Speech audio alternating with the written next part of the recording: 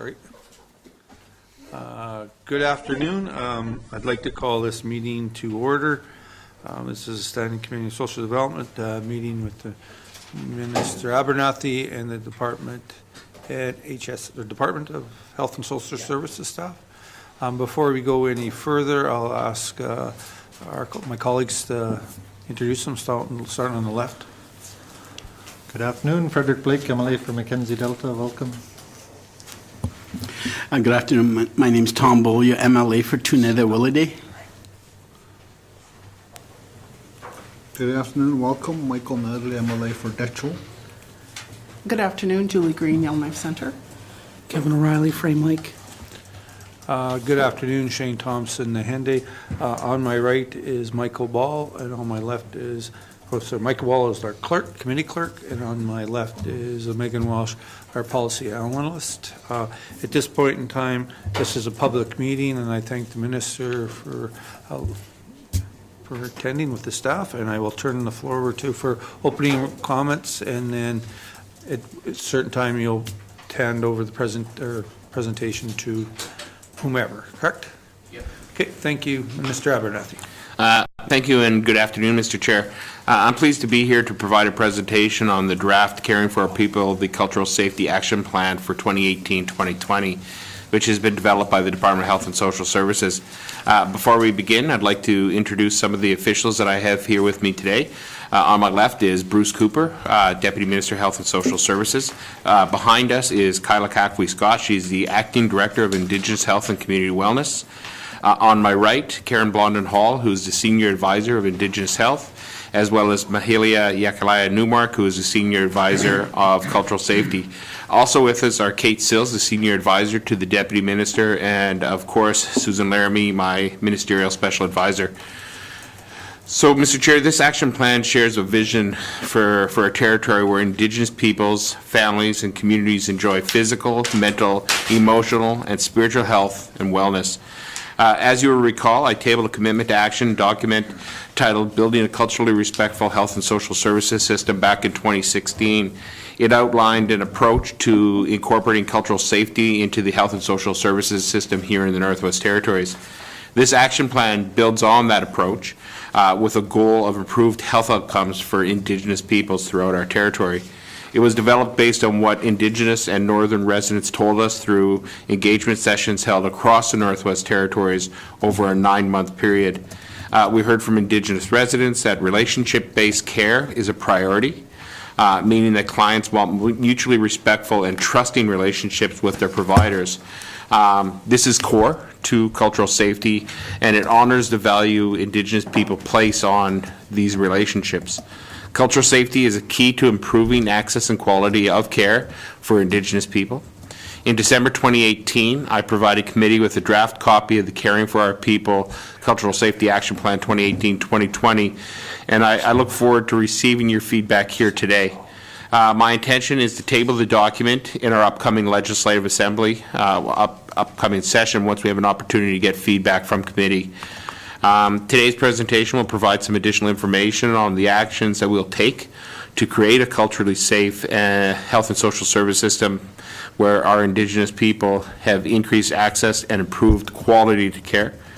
At this point, I'd like to turn over to Karen Hall and Bruce Cooper to take us through the presentation. I understand Mahalia will be providing parts of the presentation as well.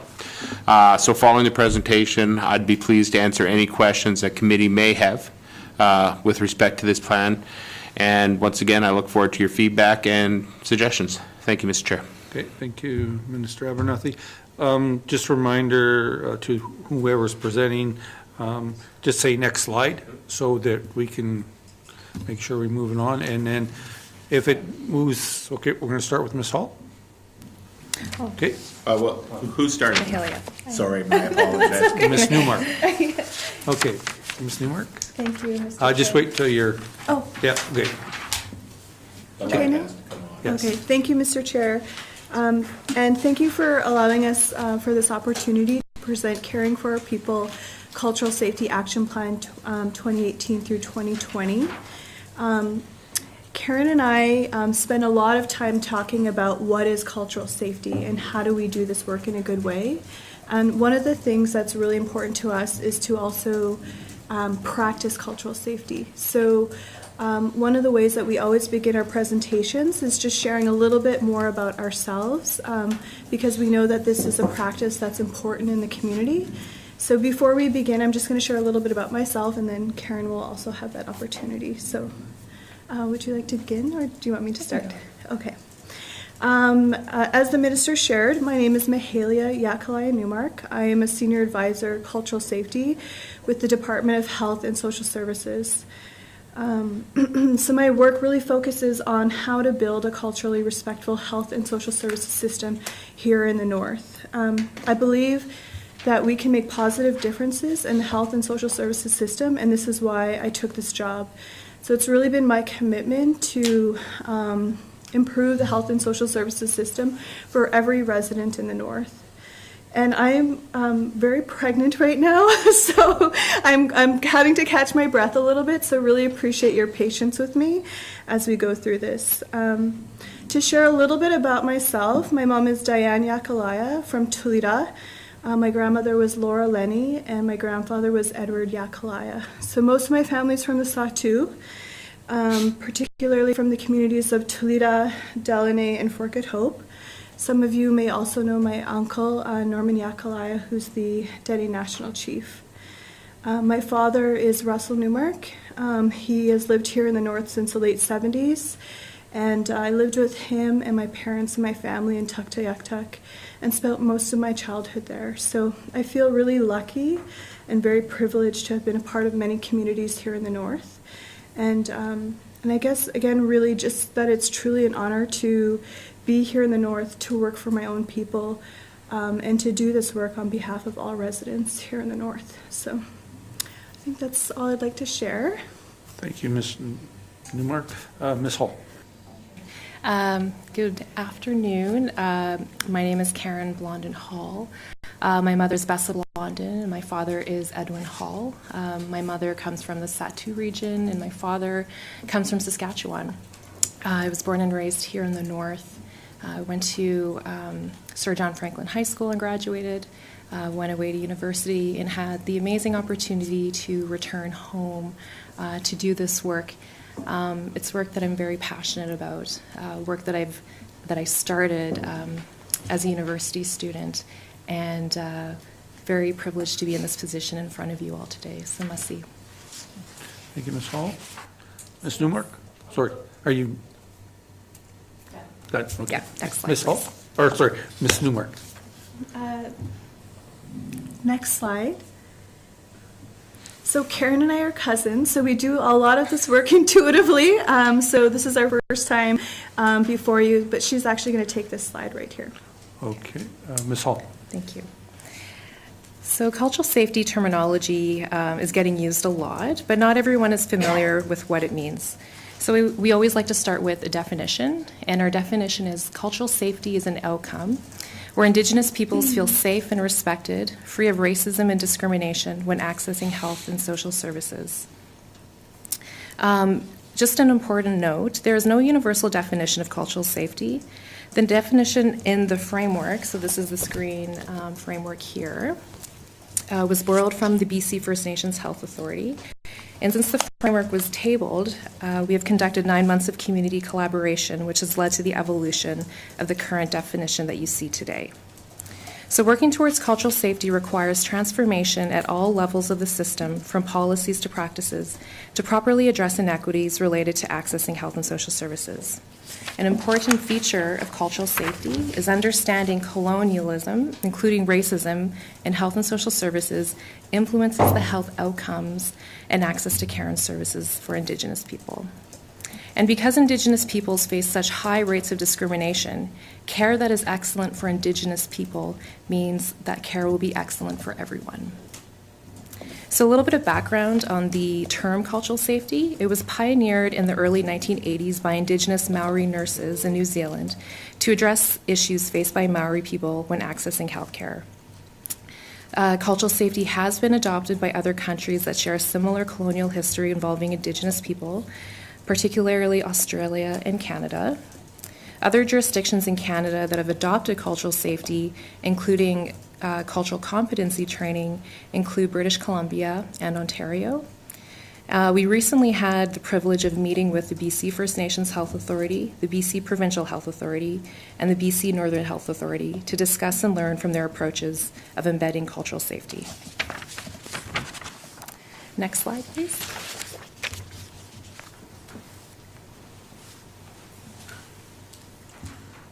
Haley? Oh, so, sorry, Mr. Mark?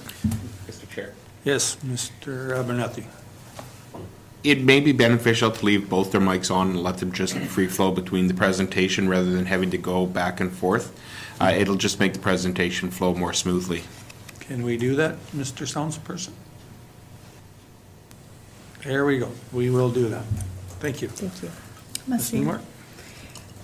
Over the next 2 years, the Department of Health and Social Services will work to implement the objectives and actions to embed cultural safety throughout the entire system. These first steps are intended to be foundational. The department recognizes the actions must be taken now and is committed to doing so. This document is informed by a review of the best practices in other jurisdictions and 9 months of community collaboration, including with Indigenous and Northern peoples. The Caring for Our People Cultural Safety Action Plan fulfills a commitment to develop an action plan as promised in the 2016 Building a Culturally Respectful Health and Social Services System. Next slide, please. Over a 9-month span, we conducted over 30 knowledge-sharing meetings where we heard from Indigenous and Northern people's experiences, perspectives, challenges, and aspirations from the system. Based on the direction we received from client and community collaboration and a review of best practices from jurisdictions across Canada and the world, the following vision, goal, and objectives have been identified as critical to embedding cultural safety in the health and social services system.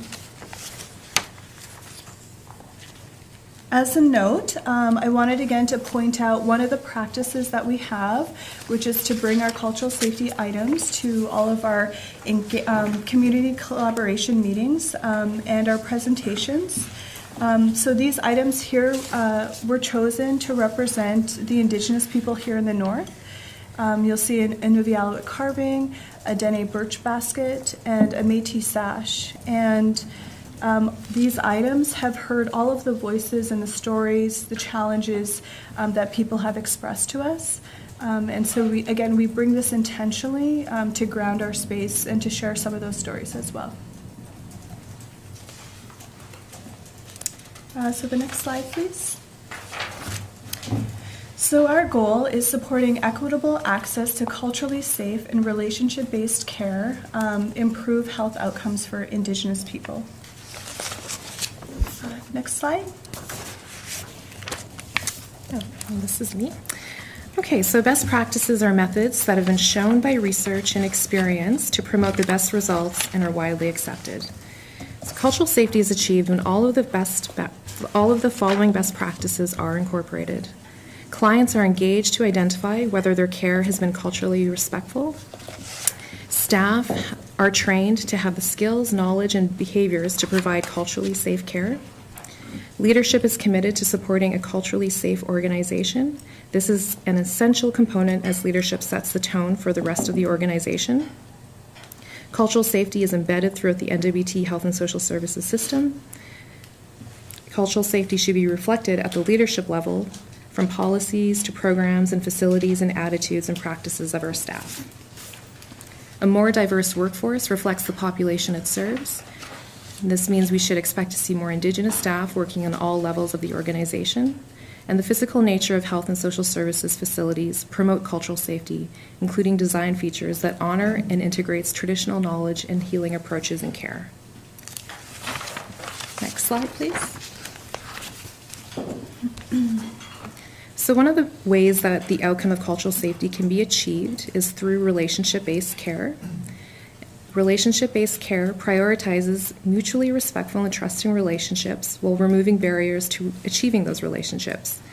Indigenous residents have expressed that relationships in health and social services experiences is a priority. Relationship-based care honors the value of Indigenous people, that Indigenous peoples put on relationships. And next slide, please.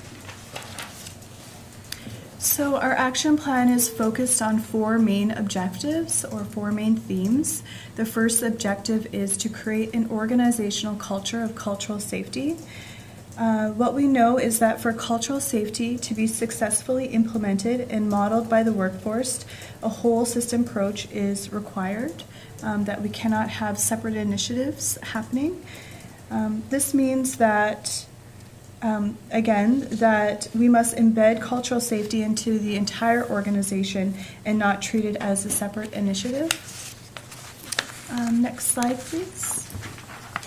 So we have a number of actions in order to support this objective. The first action that's listed here is focused on improvements to the design and function of primary health care, including a formalized project team dedicated to relationship-based care that puts the needs of clients and families first. In our second action, we are identifying cultural safety champions who are staff members who foster the development and promote awareness of culturally safe care through the health and social services system. These staff members are leaders at all levels in the organization. We will also focus on leadership to build organizational capacity and foster commitment to cultural safety, including a public declaration to cultural safety made on behalf of senior leaders in the organization. Moving on, we will develop resources for staff members to create welcoming spaces and environments and facilities, including, for example, a top 10 things to create a welcoming, respectful, and caring spaces poster, which will be provided to each facility, along with a training on the material in the poster. And finally, on this slide, good client and community collaboration is built on mutual respect and trust and supports the inclusion and participations of all people. A toolkit will be developed to improve engagement processes with Indigenous peoples in meaningful and respectful ways. Next slide, please. In year 2, actions will focus on supporting the Leadership Council and Regional Wellness Councils as cultural safety champions through board development opportunities, including the development of the Cultural Competency Training Package.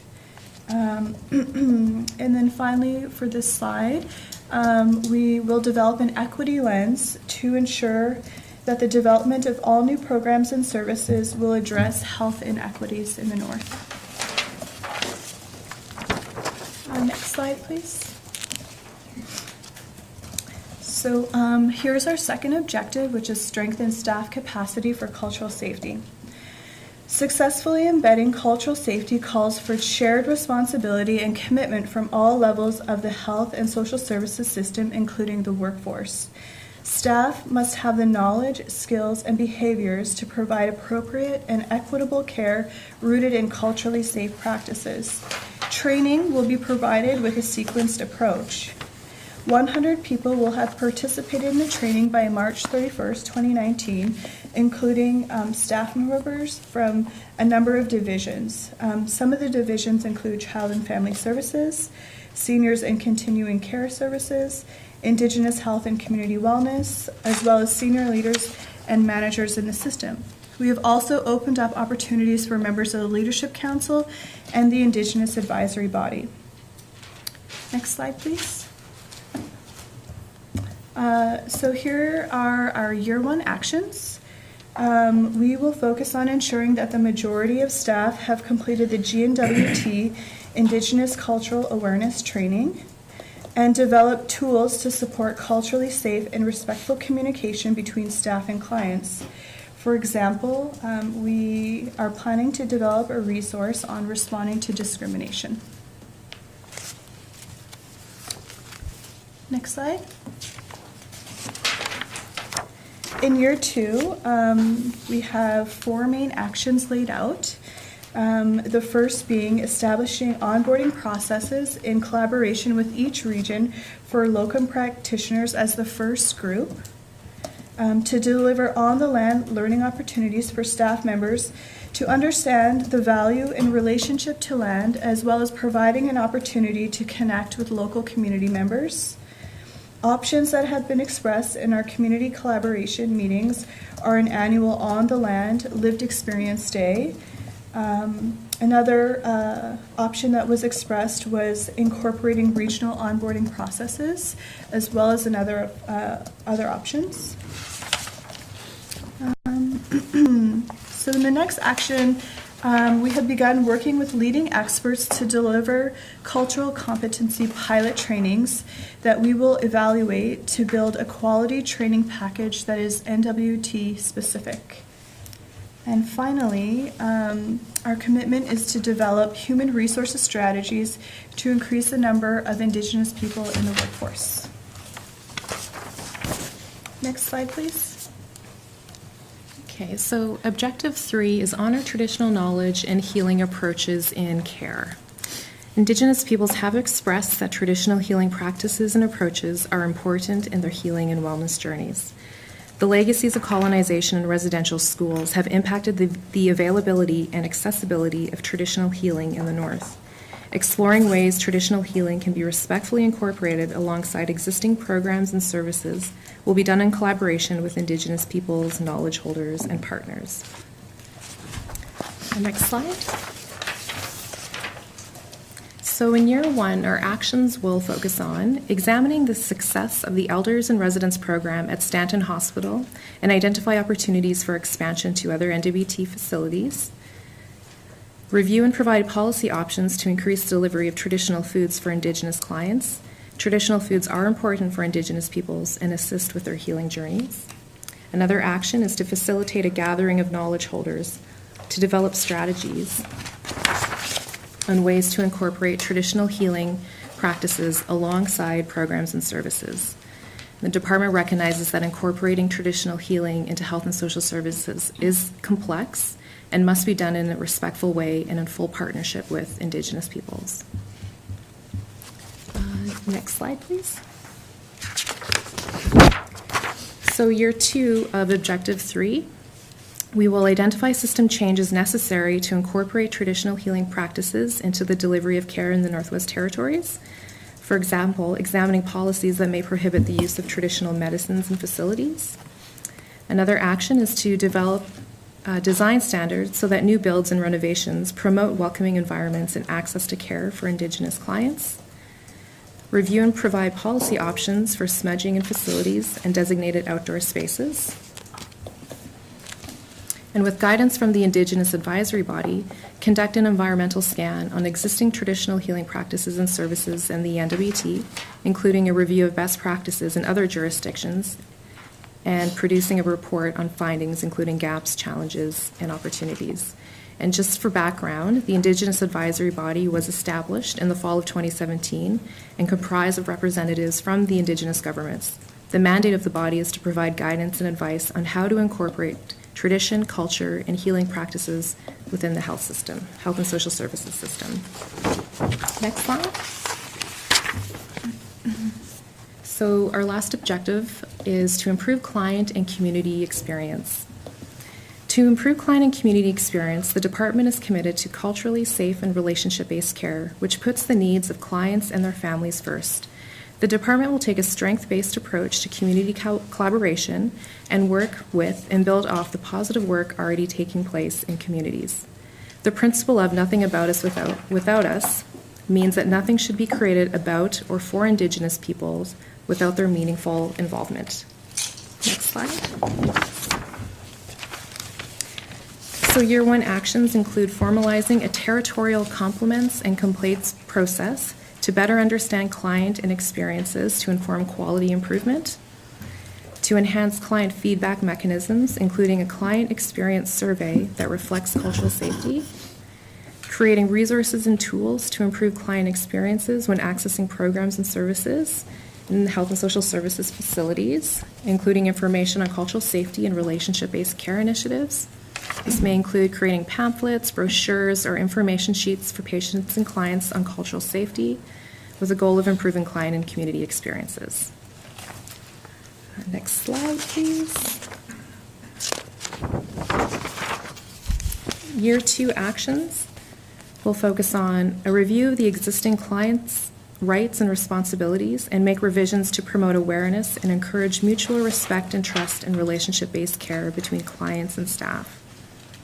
To improve system navigation services to support and track clients in their health and wellness journey. Conduct a needs assessment of interpreter and translation services in facilities, including whether these services are available to clients during complaints processes, and provide recommendations. And to conduct an assessment on signage in facilities that includes a review of Indigenous language and plain language needs, and provide recommendations to help create welcoming environments. Next slide, please. Mr. Cooper. Thank you, Mr. Chair. Yes, so just this is looking ahead. You've heard about the work that's been done, the major objectives that we want to move forward on, and actions on a 2-year horizon. This is really one of the first plans as a department that we've come up with that has got an achievable 2-year focus. We've rather than spending a lot of time coming up with a 4-year horizon, we wanted to do something that was with a bias towards just doing it and take action. So we are certainly committed to taking action beyond the life of this action plan. And as you could see in the document, we're talking a lot about the need to embed much of what we're talking about doing here. We need to embed it in the way we're working. And this is certainly something we're trying to do as a department, is to bring together some of our issues into a more integrated approach as opposed to a series of bolt together plans that take an issue and may have it spoken to in a variety of places and plans. So we are certainly committed to moving to action beyond the lifetime of the action plan. We will be bringing this inside our plan, do, check, act approach, and certainly happy to be reporting on an annual basis on our progress and on course correction and other actions that we'll be taking going forward. So I just wanted to offer that as a little bit of a closing remark about what our next steps are. Thank you, Mr. Cooper. Is there any questions or comments in regards to the presentations? Ms. Green. Yeah, thank you. Thank you for your presentation. I'd like to explore a statement you made near the beginning where you said if care is good for Indigenous people, it's good for everyone. I'd like you to explain that, please. Thank you, Ms. Green. Minister Abernethy. Thank you, Mr. Chair. Mr. Chair, I believe it was Ms. Blondin Hall who made that comment. I will go to her to help bring clarity to that statement. Okay, thank you, Mr. Abernethy. Ms. Hall. Thank you, Mr. Chair. So when we think about the inequities and disparities faced by Indigenous people, they're very compounding, which means that when they access care and services, they're coming from a history of colonialism, residential schools, as well as facing what we've heard and what we know as systemic racism. Those are barriers that Indigenous people uniquely face. And so when those barriers are addressed, it makes it easier for everyone to access. Is that okay? Does that help? Thank you, Ms. Hall. Ms. Green. Not really. I understand that the health system hasn't served Indigenous people well for a variety of reasons. But I don't think that all the rest of the population fits into one homogenous group. I think we have new Canadians, we have elders who are not Aboriginal, we have LGBTQ people, we have a whole bunch of people who may not be served well, and to lump them in with good for Indigenous people is good for them. No, I'm not sure that's accurate. So I'd ask you to reflect on that, please. Thank you, Minister Abernethy. Mr. Chair, we've had a similar conversation, and we agree with the member. There are many people that are having difficulty accessing getting quality services from the healthcare system. In light of all the good things that do happen within the system, there's still challenges out there. We know in the Northwest Territories that the Indigenous population is had particular challenges here in the Northwest Territories. And I think what Ms. Blondin Hall is saying, and I think what the department feels, is that we need to focus on where the biggest challenge is today. But what we learn through this experience and what skills our staff develop and the behavior changes that occur over time will not only benefit our Indigenous patients, clients, residents, but those skills and the ability to recognize that people are coming with their own unique experiences, unique histories, and unique realities will be better served from staff who actually have a concept and understand those diversities. We are focusing on Indigenous people as a start, but we feel strongly that this will also help our staff better represent all people in the Northwest Territories. Having said that, we know that there have to be additional steps that we take when it comes to cultural safety as we move forward, which might be additional focus on other population or other groups that are experiencing difficulties.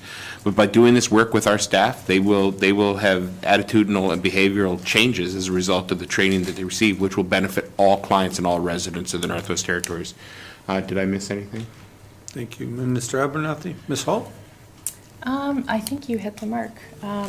I guess one of the things about the training that we're examining is, while there is a historical content piece, specifically about Indigenous colonialism and residential school experiences, the other skills that our staff will learn is around how we come to our health disparities. So, and that's unique for everyone based off their experiences.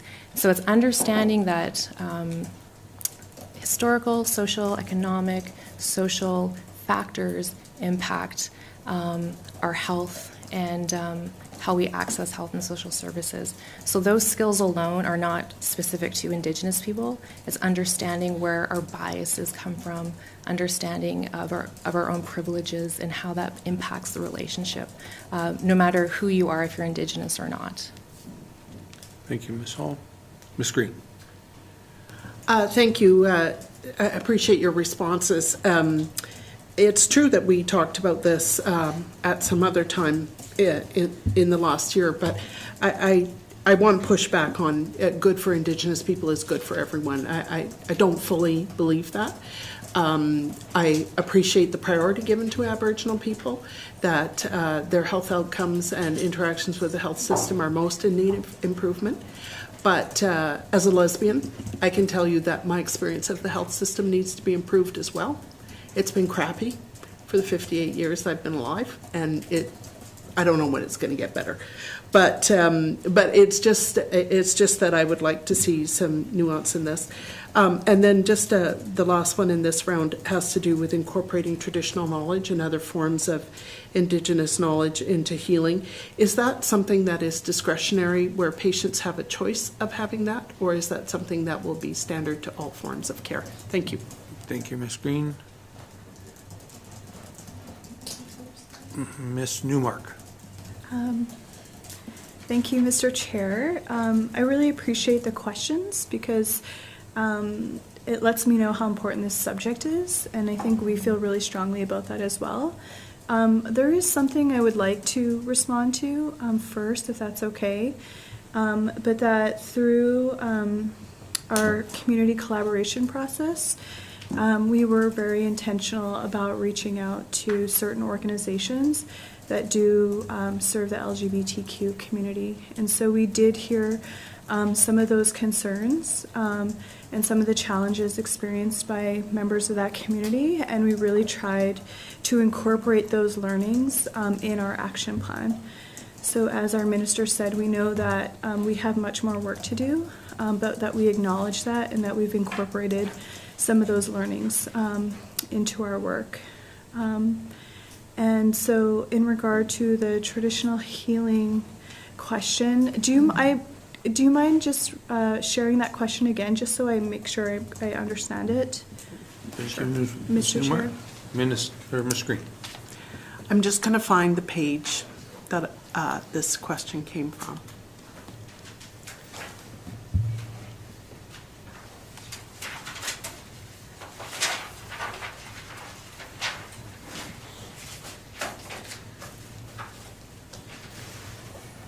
I think it's under Objective 3, on our traditional knowledge and healing approaches in care. And so my question is it discretionary for the patient to accept or not accept traditional knowledge and healing approaches? Thank you.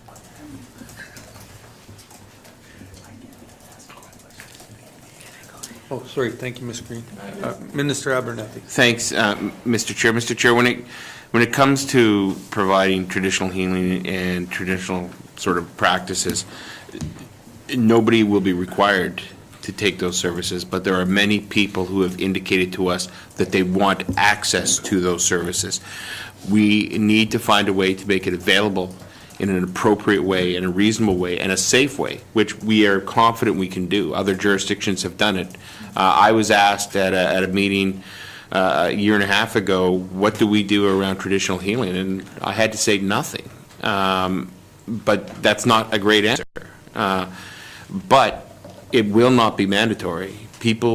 All people need to have a choice, and those who wish to use it when it's in place will be able to, and those who do not will not.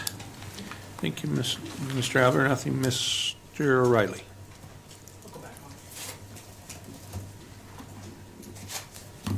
Thanks, Mr. Chair. Just trying to figure out where to start here. I like this and I support this. I guess I'd hope that there might be a little bit more detail in the, considering that this is an action plan, so we're not talking about a strategy. We're talking about an action plan now in terms of performance measures, indicators.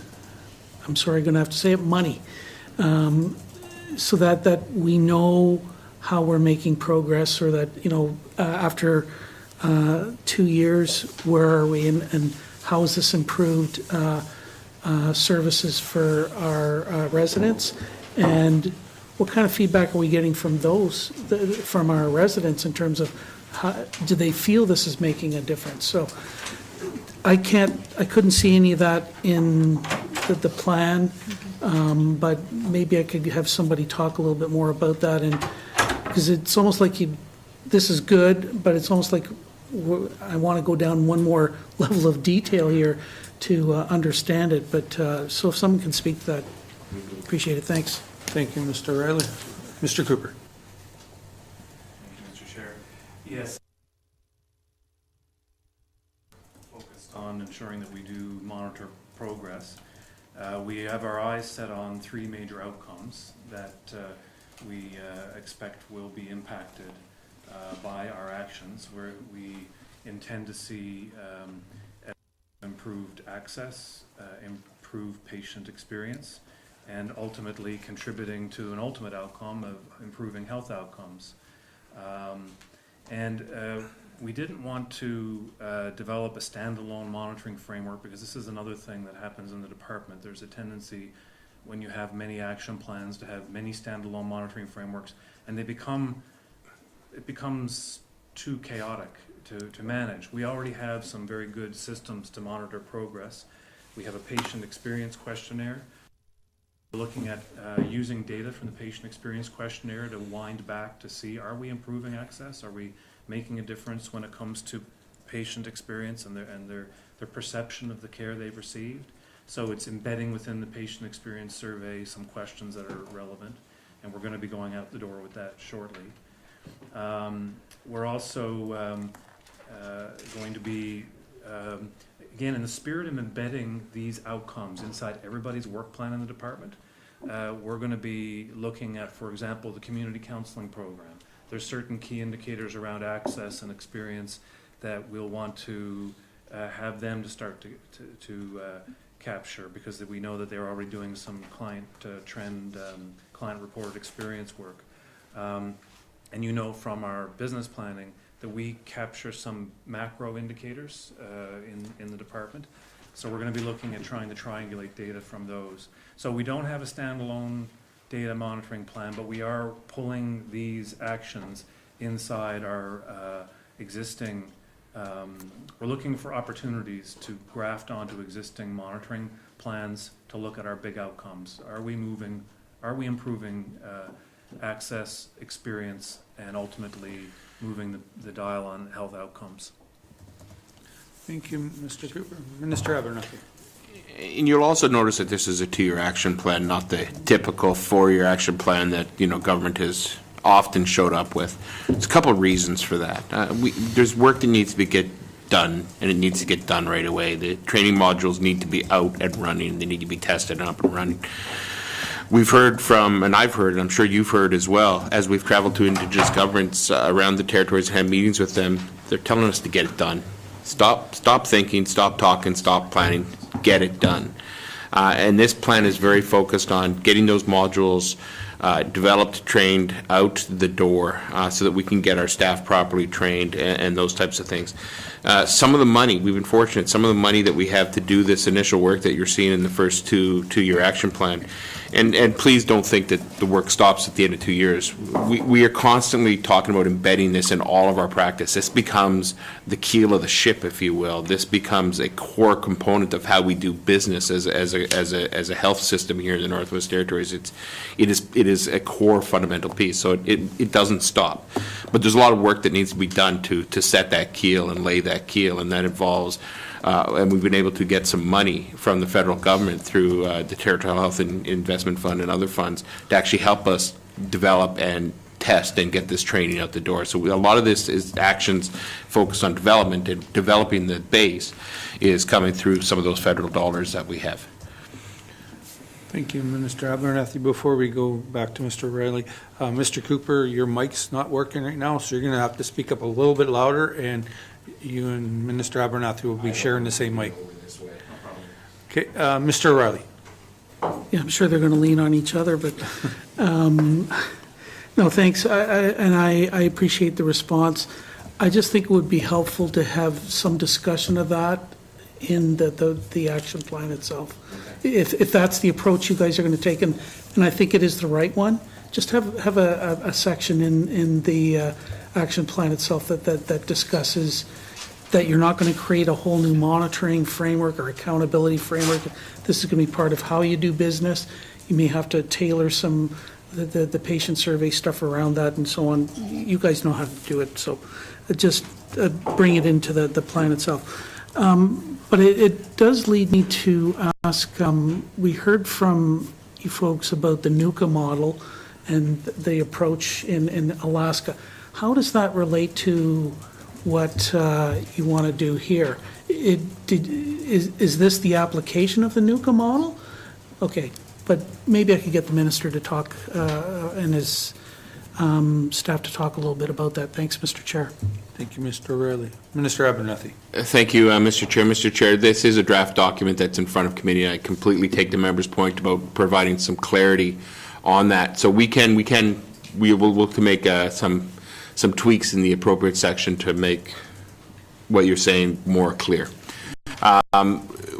In this document, we did come to committee and make, I believe it was an in-camera presentation on primary health care reform at one point. And what that is identified in here, and it's relationship-based care.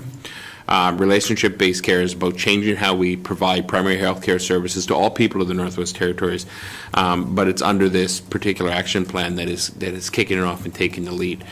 So that's how it fits within this particular action plan. In here, it's the language that has been chosen is relationship-based care, because it really reflects what it is that we're trying to accomplish in the long term. Thank you, Minister Abernethy. Mr. Blake. Thank you, Mr. Chair. I really look forward to this actually being in place because, we had some cases in my riding, and it's really unfortunate. But as we move forward, I'm really looking forward to this training being in place. I get a number of concerns that come up with issues of systemic racism, and it's really, in this day and age, it's time to move out of that and treat everybody equally. I firmly believe in that, and as we move forward, I'd like to see what kind of training that's going to happen in the communities, because even today I still get these concerns that come up in the, whether it's the health centers or hospitals. One thing that the elders really don't appreciate is when they come into, whether it's a health center or hospital, even talking with doctors and telling them what's bothering them, and yet they're told, oh, that's nothing, don't worry, here's some medicine, Tylenol most times, and just sent home. Many times it's fatal what they have, whether it's terminal cancer or, so it's really important that we have that quality of service to everybody. And, when somebody tells them what's wrong with them, they need to dig deeper into what's troubling them. That's what I'm looking forward to.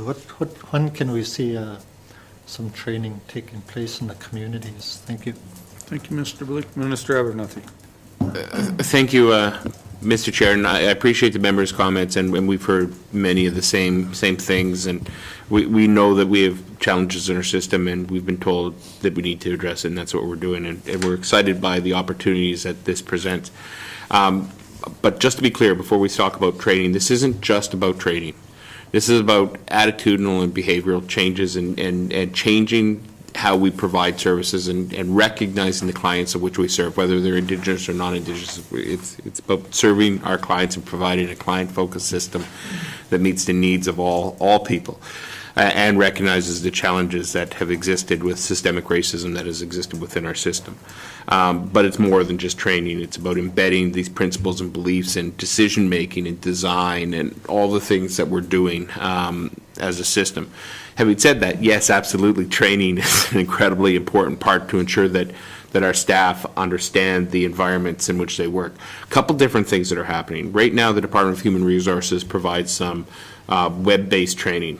One of the first actions in here is to work with them to update that training. They're doing that work now because it's got some challenges. Our goal is to get every staff member, the majority of every staff member trained or to go through those modules. One of the things I'm excited about is those modules are changing more from just a read and understand to a more interactive process, questions, answers, engagements. So we feel that it's going to be a much better tool than it has been to date. We say majority because we know that, there's going to be new employees that pop up who might not get training right away, and I'm pretty sure that someone will point out to us that only 98% of the people are trained. So we're saying majority, but our ultimate goal is to get everybody trained. In-house, we're working on some additional training, which is person-to-person, course-based training or workshop-based training that focuses more on how you utilize that knowledge to make decisions that serve or meet the interests of the people that you're serving. I'm going to get Ms. Blondin Hall to go into a bit more detail on those types of things. Another one of the action items is more of the local orientation. And that one's 2 years down the line. It's a little further away because we need to get these other pieces in place first. But in addition to having the GNWT's cultural sort of orientation training, or how do you use that information to make decisions, we also want to make sure that people get a local orientation to their community. And that's something we've heard from so many people. That one's a little further away, but it's part of our plan as well. So with respect to the other training, I'd like to go to Ms. Blondin Hall for a little bit more information on what that is and what it looks like. Thank you, Minister Abernethy. Ms. Hall. Okay. So we're taking a phased approach to the trainings. We recognize that we can't provide one training and then expect our staff to be culturally competent, if you will. It's a lifelong journey. And so the first approach, as the minister just said, is to ensure that all of our staff have this it's called Indigenous Cultural Awareness Training, which is being revised. And then right now we're looking at the various cultural competency models across Canada that exist. And we're piloting those models and we're putting staff through them, including members from the Leadership Council and the Indigenous Advisory Body, to provide us with feedback on their experiences attending the training, if they think this is an appropriate model for us to move forward with. And so currently, we've had one session. Next week, we have 2 sessions with 2 separate consultants, and then we're working on a third model, hopefully by the end end of the fiscal year. Once we've piloted those trainings, we'll make a decision around that model. And then the idea is to build the capacity within our system to deliver that training one-on-one in person. And then beyond that, look at other opportunities, obviously with the regional specific training within the communities as well, and perhaps even more. Thank you, Ms. Hall. Mr. Blake. Well, that's good. I'll just let others take questions first, and then maybe I'll come back. Thank you. Okay, thank you, Mr. Blake. Mr. Bolio. Thank you, Mr. Chairman. Mr. Chairman, I support this 100%, and I would support it more than that if I could, but 100% is all I can do. And with, I like the 2-year action plan. I think you'll see results quicker. I know that this is a huge job. Because, like the minister said, it's not training, it's changing people's attitudes towards Indigenous people. Before I ask the question, I want to talk about an experience in the system. I'm Indigenous, obviously, and I used to be the Minister of Health. At one time, I attended an appointment and saw this wonderful young lady dealing with a non-Indigenous person just ahead of me.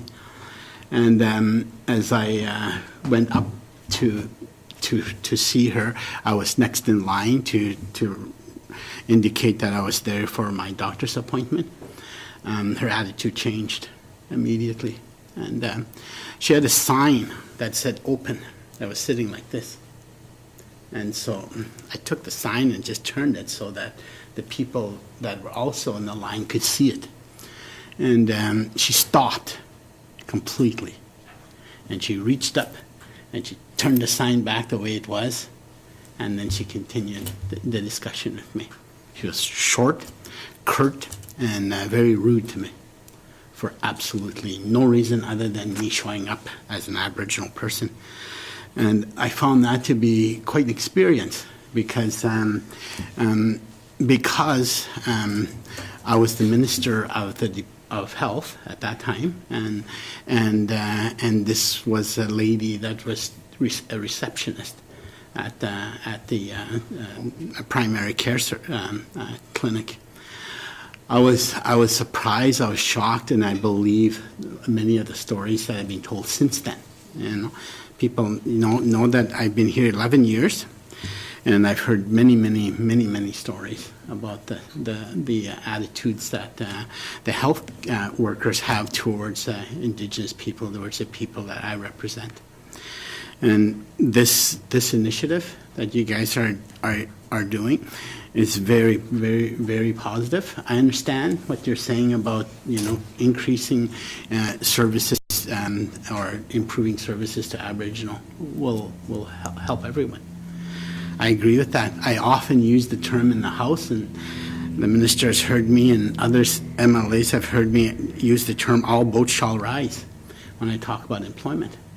And this is a very similar type of thing that all boats shall rise if you improve the service that you're providing to where you're unfortunately providing the poorest service. Not because you don't have good doctors or not because you don't have good physicians, because you don't have good frontline people that have to deal with it. It seems like such a simple thing, but it's so huge for Aboriginal people.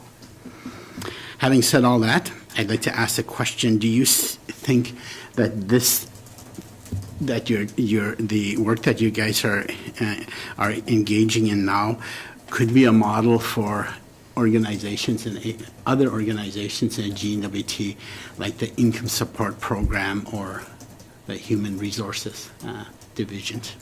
Thank you. Thank you, Mr. Bolio. Minister Abernethy. The short answer is yes, but give us a chance to make sure that we get it right first. I'd hate to get along and be our first year into it and realize that we need to make some tweaks and have somebody follow on our path. I'd rather have them follow a path that we've shown works. I'm confident it will. This needs to happen. and I think others will be able to learn from it. We've got a great team, right, who care passionately about what is being done here, and I'm confident that they will carry this where it needs to be carried. Thank you, Minister Abernethy. Mr. Bolio. Thank you, Mr. Chairman. Mr. Chairman, I asked the question because health is not the only place that we have encountered, and I don't want to call it racism. That's a pretty strong word, but you know, that like the minister indicated, it's more of an attitude and not to be rude myself, but it's an ignorance of people, and I use the word ignorance in a sense that of a lack of understanding. I think, and I think when people come up, and I think it's largely to do with recruitment. That's why I ask, and about, you know, if it's something that could be expanded to HR. It's when health practitioners go out to find other people in the system to help them. And then if they have the attitudes going in there that they want to hire people that can work in an environment, you know, like any environment or any culture would be something I think that would start there. I would say that, so it would be good if we could expand this right away into the human resources, your own human resources I'm referring to. Thank you. Thank you, Mr. Bolio. Minister Abernethy. Thank you. I hear the member completely on what he's saying. You know, building upon that, I mean, I'm a firm believer in employing local people for local work, training local people to do local work. I met with the TCSA today, and we talked about getting our young kids, you know, in 8-year-old, 9-year-old, thinking about health careers, because if we really want to make long-term, you know, changes to the provision of healthcare services in small communities, we need the local people to do the work, which means we need to start engaging people. This isn't a short fix. This is a 10, 15-year sort of initiative to get those 8-year-olds into those positions when they're 23. And I've made a commitment to leaders across this territory that I'm prepared to work with them to find some solutions to promote health careers to Indigenous youth across this territory. I would like to go to Ms. Newmark, who would like to just make a few comments with respect to what we have heard from MLA Bolio. Thank you, Minister Abernethy. Ms. Newmark. Thank you, Mr. Chair. And again, I just really appreciate all of the dialogue and the questions. So in my previous work, I worked in higher education, and so a lot of the sort of principles and concepts of cultural safety were a part of that work as well. So we know that it's applicable to other organizations. And although it's sort of outside the scope of our job, both Karen and I think, have been very open to working with other divisions and teams, departments in the GNWT. So, and sharing what we've learned so far with them. So we've met with WSSC. We've also provided presentations to the Department of Education, Culture, and Employment, because we know that this work is valuable for all people. And so we've been very open to that. Although this is our focus, we've kind of made room and time for that. Thank you, Ms. Newmark. Mr. Bolio, you're good? Mr. Natalie. Thank you, Mr. Chair. Yeah, like my colleague, I support this major initiative, and I think it's timely, and it's it's an effort to try to at least make some forward steps in terms of the whole decolonization effort of changing the way of thinking in terms of how Indigenous communities exist within Canada, plus at the same time the general public in terms of educating and trying to understand and bridge the gap of perhaps the relationship that exists. So I think this is a major undertaking, and I support it 150%. Yeah. I'm familiar with the term culturally appropriate care. I think in terms of speaking of the region that I come from, the Dutch Shoal, I think it's always been the common speak and the common belief that, well, if we have institutions that serve as Dene, they should have a level of compassion and understanding of the culture and the belief systems that Dene have. And so it's just the expectation that, institutions should be able to at least meet the interests of the people that make the North their home. It's very interesting in terms of focusing on the core of operation and changing the attitudes of people that work for, the whole health and social services system, in terms of bringing a really good system to the communities, because I think we're at a point in our communities where a lot of our people, they are beginning to realize, well, I need to take care of myself. I need to put my health care first. And for a long time, people didn't do that. And so I think there's perhaps an awakening or, a consciousness of our people to put themselves first, to say, well, I need to take care of myself. I need to take care of my health. So there's an expectation that institutions that, like the healthcare centers in the community, are going to be able to respond to people if they're in a position of need and they ask for help. And those institutions have to respond. My interest in terms of kind of leading up to your question is, I know this is like focusing on the training aspect of, I'm trying to at least roll it out. It's almost a 2-year plan. This has been kind of vetted through an Aboriginal Advisory Board. Is there maybe an opportunity to pilot this perhaps in some specific regions, like say the Clinchon community, the Detro region or the Satu regions, that perhaps that will have some success? I know this is very ambitious. I think it's timely, it's needed. I just wanted to ask if perhaps that has been considered.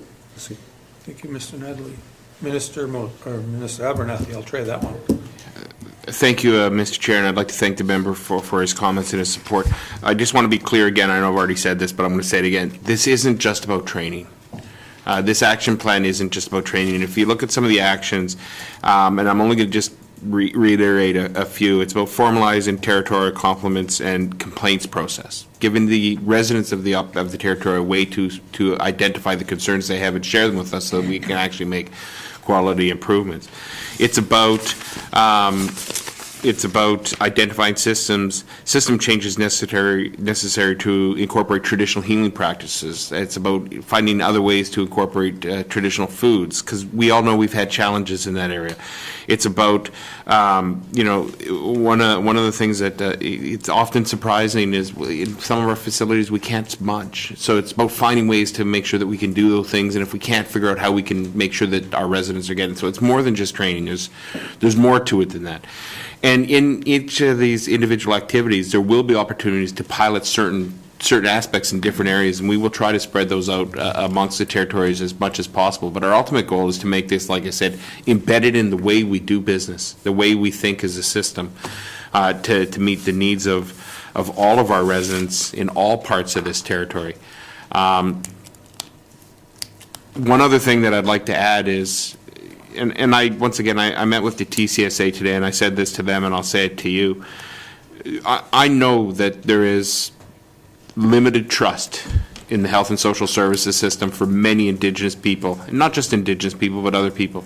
There's limited trust in the system because of the history of the system that is in place. But we've made some profound changes in how we're planning and intending to do business. We've done things to help improve the system. And we don't anticipate the trust will be restored like that. But we do need people willing to come to us and let us know when they've experienced a challenge or they have a concern, and engage our quality assurance process so that we can learn from those experiences. If we truly want to evolve and if we truly want to be better, we need those people to share their experiences with us so that we can make sure that they can be looked in, investigated, and find ways to make sure that they don't happen again. That's asking a lot of people who have a history and maybe lack trust, but we really need them to work with us. And it is a way that we will hopefully be able to restore trust for people who have lost it by working with us. We won't always get it right. I don't want to send out that false impression that we'll get every situation right every time, but we will learn from every situation, and we will try to make improvements as we go forward. So I would ask you to talk to your constituents and encourage them to engage the quality assurance process, even if they lack trust, in an effort to restore trust and to make sure that we get it right in the long term. Health and social services will continue to evolve well beyond today and tomorrow. It will evolve, and systems will change. Technologies will become better. We've got to evolve and grow, but we have to do it in a respectful way to make sure that we're never forgetting the clients that we serve. Thank you, Minister Abernethy. Sorry. Mr. Natalie. Thank you, Mr. Chair. Yeah, I understand where the minister is coming from in terms of quality control. I think I've in dealing with in trying to address the constituency concerns and issues that people from the electoral writing, in some instances, and trying to at least be constructive and to trying to change the system. I was kind of made aware of that process, and I understand that will continue. My last point I wanted to make is that, I've lived in communities, have family members that struggle with addictions, and I think we all do, especially in small communities. And it's how our people are treated at the local level. And I think from here on, we need to be very clear. For one, Tylenol will not be issued in health centers. Why I say that is because on my drive back, I was listening to Dr. Radio quite often and try to understand just some of the challenges that the healthcare system goes under within the general mosaic of society, but especially in the north. And so, Tylenol is very toxic when it's mixed with alcohol. It's very toxic. I did not know that till personally listening to Sirius Radio, Dr. Radio, and they have a panelist of doctors that are top-notch in the United States, and they heralded some successes. One of the successes that they highlight is just some of the positive outcomes in dealing with colon cancer. Just the rates have gone down, especially in the Americas, but here in the Northwest Territories too, I've seen a positive, perhaps, statistics that was bleak at one point, but now is seeing some successes. But the point about the Tylenol is that when taken in perhaps in extreme amounts and mixed with alcohol, is very toxic for the liver, and it damages the liver. And I did not know that, for one. Perhaps I was reminded maybe in some occasions, but I was stunned. I was driving in my truck, because why I say that is that a lot of our constituents sometimes commonly say, well, I went to the health clinic, I was hangover, and they go through the exercise, and then they're said, well, I was sent home, and I was told that I got to take some Tylenol. That's a fatal and critical error on the part of our health professionals if they're doing that. I'm not saying that for a fact, but if our constituents are telling us that, we have to believe them. And so my point is that I think there has to be some serious review that those things should not happen, and that it's a toxic chemical concoction, if mixed with alcohol, could be very fatal for people. And I'm hoping that, from here on, that we'll be very vigilant in terms of how we respond to clients or people that ask for help when they go to health centers. And Tylenol should never be recommended. Thank you. Thank you, Mr. Natalie. More of a comment, Minister Abernethy? I appreciate the comment, and obviously we want to make sure that in providing health care and social services to our residents, that we're not causing or inflicting more harm, which means we need to make sure our people are trained, they understand the drugs and interactions that may exist, and that they get good quality information from residents, clients, when they're doing diagnosis. So it takes work, but I appreciate the comments. Mr. Natalie, anything further? Okay, thank you. I just have a couple, and then I'm going to turn to Ms. Green, and we just got to be aware that we are done at 3. There's another meeting at 3, so I'll try to be quick. Don't ask me any questions. I'll try not to. First of all, I have to agree with everybody here. It's due. And when I say due, it's being born and raised in the North, we have a different culture, and you have to respect it. And again, it's the uniqueness of different areas, communities, and that needs to make sure that's being shared. I'm 200% behind this, so I think Tom and Michael. No, I got some other people will help me. But I do have some concerns.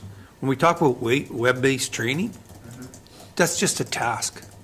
Somebody goes out there and does that, and then they get it done. You know, to me, I love what you guys are doing. You're training and working with people, because that's what we need to be doing.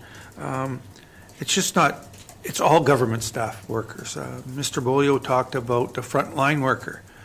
I've seen it with local people, treating locals, and depending on who the individual is. You have to learn to treat people with respect and dignity, whether they're the minister of health or the janitor at the school. That's what needs to be done. We're all the same. We're human, and we're going in for services and or treatment or help, I guess we should say. Especially with social workers as well. We just talked about, you know, I hear the health system, but this is a health and social services thing, and I'm hoping that we work on the minister. You talked about one thing, and at the end of the day, it is about trust, but it's follow-up. When we have people go to quality control, there has to be some follow-up, and I don't know exactly if it is, and I'm assuming it is, but there needs to be follow-up, and there has to be a dialogue with the person that brings forth their issues, because if they don't have the trust, it's huge. And I just relate to just an experience I just dealt with my daughter. We went into a dealership, and we dealt with the owner, and there was non-trust, and at the end of the day, there was trust built. There was that communication, and the person actually reached out to try to work with us. And that's how I see the system. And I would have to disagree with you, though, Minister, on one thing. Get it out there for all departments. Get it now. You guys have got a beautiful concept. As you said, you got a great team. You have a great team. I've seen it. I'm hearing, listening to it. I've seen some of the work that the people are doing. But we need to be preaching this, which needs to be a government approach to things. So that there is, can you just verify, I guess my one question is there follow-up? When the quality control has been informed of an issue, is there a follow-up, and is there, so that the client or the individual, the patient that's brought forth this stuff knows? Because I know when I bring an issue forward, there's a follow-up, because I follow back with it, and there's communication back and forth. Minister Abernethy? I'm going to answer two questions, even though you answered one, or asked one. The web-based training is the training that's available to all GNWT staff through the department, or rather through the Department of Finance HR division. Historically, that's been more of a web-based training program where you read something and you theoretically develop knowledge. It's being reworked, so it's far more interactive, far more engaging. You actually have to go through and answer questions and show and demonstrate that you've been engaged in that process. So it will take a little bit more time for our staff. It'll be a little bit more engaging. We're going to require all of our staff to complete that.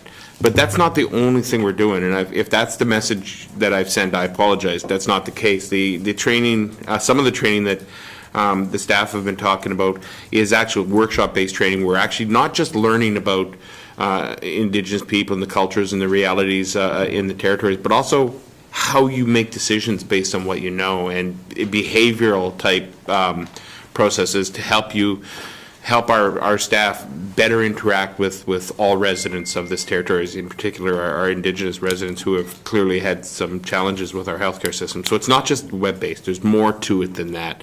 And then the orientation that we're talking about, which is going to happen later, is still going to be community-based, so it's not web-based. So we're trying to hit all avenues here. We're trying to make sure that we're using all the resources available to us and all the tools that are available to us to give a wide range of supports to our staff to help us get to the ultimate end goal. With respect to quality assurance, you know that I'm going to say, yeah, there's a follow-up process, because there is. But can I today with you guarantee that there's been follow-up on every incident? Of course I can't. We're still evolving. We're still trying to grow into this quality assurance process. I'm sure the deputy is going to say our intention is to make sure that there's follow-up. And if you are aware of a situation where there is no follow-up, you got to let us know, because we're also growing into this new quality assurance services. And we've had our challenges there. I mean, I don't want to give any illusions that it's perfect. I mean, we've had staff shortages in that area as well. But we're getting there. We are getting there. We're getting quality input from our quality assurance. They're looking into situations and they're offering us suggestions on how to improve services at a real, frontline level. They're not going to make every client happy. We can't make everybody happy all the time. But we have been learning and we have been making improvements where we can. Thank you, Minister Abernethy. And again, I didn't want to make it think that I just thought it was web-based. I understand there was both, but web-based sometimes is just push buttons. And if you're smart enough to read something, you can get it done. But I'm going to turn the floor back to Ms. Green. Okay, I'm just going to make a really quick point here. I witnessed a really disturbing incident in the Emerge at some point last year, where a locum physician was talking to a woman whose first language, I think, was dog rib. And he wanted to intubate her, and that's what he told her. And the person who was with her didn't understand that word, and she didn't understand that word. So the locum raised his voice and repeated it all again. And then he raised his voice and he repeated it all again. And I called him out on it because I thought it was humiliating. And also, there was no success in yelling at her. She didn't know this word. The person she was with didn't know this word. He didn't seem to be able to communicate with her. So one thing that I don't see in the plan, which I think is really key, is language. So, intubation may not be a word that even people who are fluent in both languages understand. So there needs to be a real effort to communicate with people, especially elders like this woman who was in Emerge, in their own languages, and to communicate with them in words that they can understand. And I know this is a common mistake. I've made it myself. When somebody doesn't understand you, you raise your voice. But it's totally counterproductive. So there are two things here. One is ensuring that the people who are delivering the service have access to interpreters. And secondly, that the people who are asking for the interpretation, whether that's a locum or another health professional, is able to speak in plain language so that there is effective communication at the end of it all. Thank you. Thank you, Ms. Green.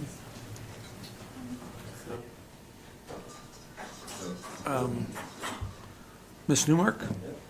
Thank you, Chair, and again, thank you for the question.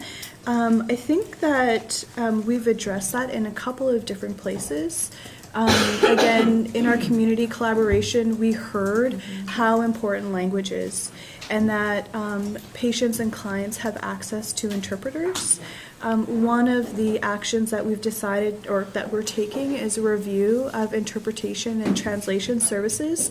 So we will be doing a review of that and identifying areas where we need to grow in that area. And I think, one of the things that we hear all the time in our engagement, and I've heard today, is the importance of being heard, the importance of listening, and the importance of communication and how you connect. And so, again, one of our intentions, and I think this falls under Objective 1, which is really about strengthening the organization, is supporting positive and effective ways of communicating. And that is both in the organization, so that's Karen and I talking, but that's also among, interactions between practitioners and our clients. And ultimately, that's our goal, is to improve our client and community experience. And so we have a number of resources that we're planning to develop to support that. And then going back again to that training piece, we know that communication is critical and that we're going to support that through our training. Thank you, Ms. Newmark. Ms. Green. Thank you for your response. Okay.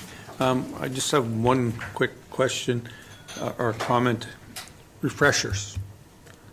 It's great to go take the course, but there needs to be a refresher part of it, and I'm hoping you guys are looking into this as part of your guys' plan, because some people just go out and take courses. I know as a coach, I have to go out and recert, and you need to do that after a period of time, 3-5 years, even though, and we're talking high levels, you still got to go do it. So has that been part of the plan, Ms. Newmark? Thank you for the question. I feel like such a nerd right now because I'm just loving all of this dialogue and all of the question, because we are constantly thinking about these things and talking about them. And so I think one of the things that we've sort of envisioned for our training is to really develop like a portfolio or like a package where people can take different trainings. And it doesn't just have to be in the first year, but that they have the opportunity to follow up and maybe do the same training or maybe do another training that can reinforce learning or provide additional training. So there will be refreshers available. And then I also, if it's okay, I wanted to just make a comment about something that was shared earlier around piloting in regions. One of the things that we've been very intentional about is selecting participants that represent different regions. So we're not just focused on Yellowknife staff. We have intentionally brought in staff from the regions to participate in these pilot trainings so that we can get feedback that, again, are specific to people in the regions, because we know that regions are affected and impacted differently in the health and social services system. So we recognize that having different perspectives is really important. Thank you, Ms. Newmark. I do have one question for you on that. When you bring these people in, are these the management or the ground floor people? Thank you. Ms. Newmark? Thank you, Mr. Chair. Again, a really good question, and we've, again, been very intentional about having a cross-section. So we know it's important to have senior leaders at our table because they're going to be champions, but we also know it's important to have frontline staff because there are champions as well. And so we're bringing in people who represent different parts of the organization. We know this has to be, again, a whole organizational approach, and it doesn't just fall on a few individuals. Thank you, Ms. Newmark. Minister Abernethy. And I think that's really important. That really goes to Mr. Bolio's question earlier about making sure frontline. This isn't about a component of the system. This is about the system, and that involves all levels of staff. And ultimately what we want is all of our staff to be trained, not just the leadership, not just the senior officials, but all of our staff to be sharing the attitudes and beliefs necessary to provide quality care to all residents of the Northwest Territories. Thank you, Minister Abernethy. Any closing comments? No real closing comments. I just want to obviously thank the staff for the incredible work that they're doing in this area, and thank committee for having us in to talk about this. I know this has been an issue for many years. I think there's opportunity for all of us to be excited by the work, and I'm looking for your feedback as committee on anything we can do to strengthen this. My goal is to table this in this next sitting. I'd like to do it before the end of February, but I await your feedback before I do that. Hopefully we can get something soon from committee. Thank you, Minister Abernethy. I'd like to thank you and your staff. Great job. I have to echo the minister's comments, and on behalf of the Social Development Committee, thank you very much for your guys' work, and looking forward to seeing all and hearing all the success stories. So at that time, I'll adjourn the meeting. Thank you.